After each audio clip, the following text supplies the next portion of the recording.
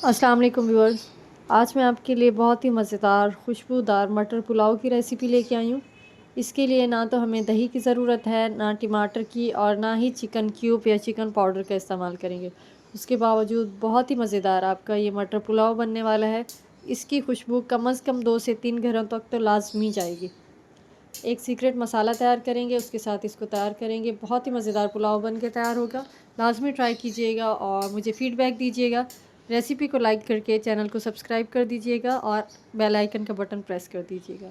सबसे पहले एक पतीले के अंदर 1/3 कप ऑयल लिया है। कुकिंग ऑयल ले लीजिएगा या घी इस्तेमाल करते हो घी भी ले सकते हैं। इसके बाद इसमें साबुत खड़े मसाले डालेंगे, जिसमें एक तेज़पत्ता है, छोटा सा टुकड़ा दालचीनी का, 3 से 4 आपने लौंग डाल देनी है, थोड़ी सी स्याह मिर्च और एक बड़ी इलायची डाली है, और एक इसमें बादियान का फूल डाला है छोटा सा, ये डाल दीजिएगा। जैसे ये मसाले कड़कड़ाने लगेंगे तो इसके बाद हम इसमें शामिल कर देंगे प्याज। एक बड़े साइज़ की प्याज लेके स्लाइस करके इसके अंदर शामिल कर दिया, ये आपने डाल देनी है। इसको हल्का सा गोल्डन ब्राउन होने तक फ्राई कर लेते हैं। जब तक प्याज फ्राई होती है हम अपना मसाला तैयार कर लेते हैं। पाउडर जो हमने तैयार करना है वो तैयार कर लेंगे। उसके लिए आधा चाय का चमचा स्याह मिर्च ली है, 4 लौंग ली है, 1 चाय का चमचा साबुत धनिया, 1 चाय का चमचा सौंफ, 1 चाय का चमचा ज़ीरा, 2 हरी इलायची और छोटा सा टुकड़ा आपने ले लेना है इसमें जावित्री का, ये आपने डालना है। इससे बहुत ही अच्छी मज़ेदार सी खुशबू आएगी और इसको आपने दरदरा से पीस लेना है। इस तरह से मिक्सी जार में डालकर पीस लें, या अगर कूटना चाह रहे हो तो आप इसको कूट भी सकते हैं। इसके बाद इसको निकाल कर रख देंगे साइड पे, और प्याज देख लेते हैं। प्याज हमारी अच्छी तरह से गोल्डन ब्राउन हो गई। बहुत ज़्यादा ओवर कुक नहीं करना प्याज को, बस जैसे हल्की सी गुलाबी होने लगेगी तो हम इसमें शामिल कर देंगे लहसुन और अदरक का पेस्ट।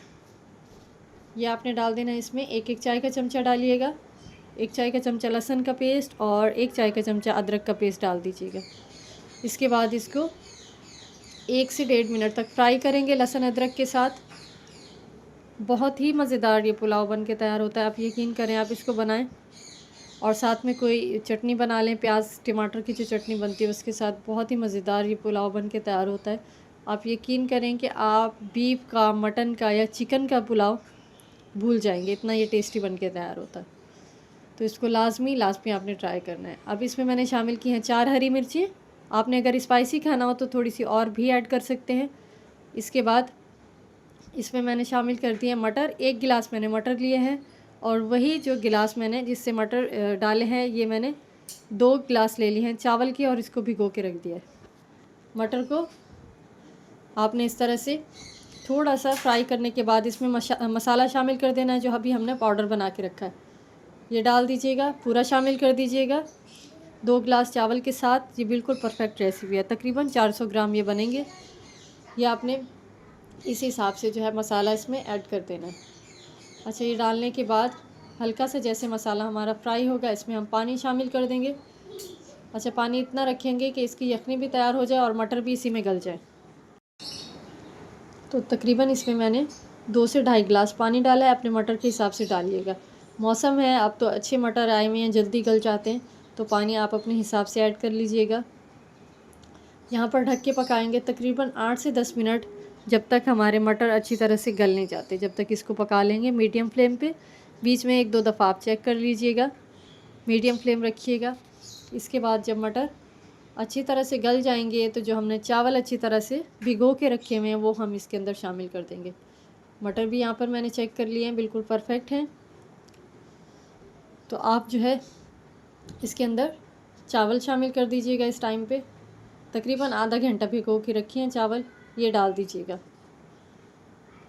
अब ये डालने के बाद इसमें हम पानी शामिल करेंगे। इतना अच्छा पानी मैं इतना डालती हूँ कि एक पोरवा रह जाए। 1 इंच होता है ना उंगली का जो पोरवा होता है, ये आपको अभी मैं बता देती हूँ। इतना होना चाहिए इसके ऊपर, तो आपके चावल ना कच्चे रहेंगे और ना ही ये जो है ना ज़्यादा नरम होंगे, बिल्कुल परफेक्ट रहेंगे। आपने इस चीज़ का जो है ना इस तरह से करके देखिएगा लाजमी। ये जो मैं आपको ट्रिक बता रही हूँ बहुत ही ज़बरदस्त बन के तैयार होते हैं।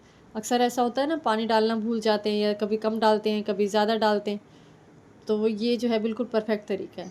अब नमक भी इस टाइम पे चेक कर लीजिएगा, ज़रूरत हो तो डाल दीजिएगा। इसके बाद इसको ढककर पकाएंगे जब तक दम वाली जो है ना इसकी कंडीशन नहीं आ जाती। बीच में से 1-2 दफ़ा आपने इसको चेक कर लेना है। मीडियम से लो फ्लेम रखनी है और इसको ढककर पकाना है। तो इस तरह से आप जब पकाएंगे तो आपके चावल बहुत ही मज़ेदार और खिले खिले बन के तैयार होंगे। तो इस रेसिपी को लाजमी ट्राई कीजिएगा और रेसिपी को लाइक कर दें और चैनल को सब्सक्राइब कर दें और इस रेसिपी को ट्राई करना मत भूलिएगा। बहुत ही मज़ेदार खुशबूदार ये यखनी पुलाव तैयार होता है। तो अब इसको मैंने दम लगा दिया है तकरीबन 15 मिनट के लिए। बिल्कुल दम वाली आंच पे आपने इसको रखना है 15 मिनट के लिए और इसके बाद इसको निकालेंगे और सर्व करेंगे। आप दही के रायते के साथ इसको सर्व करें या इमली और टमाटर की जो चटनी होती है जिसमें धनिया, आधा कप इमली का पल्प, थोड़ा सा धनिया, 2 से 4 जवे लहसुन के डाल दें, टमाटर डाल दें और इस तरह से इसको जो है ना आपने थोड़ा सा पुदीना भी शामिल कर दें और इसको पीस लें तो बहुत ही मज़ेदार ये चटनी तैयार हो जाएगी जो मंदी के साथ सर्व की जाती है। आप इस पुलाव के साथ सर्व करके देखिएगा, बहुत ही मज़ेदार लगेगी।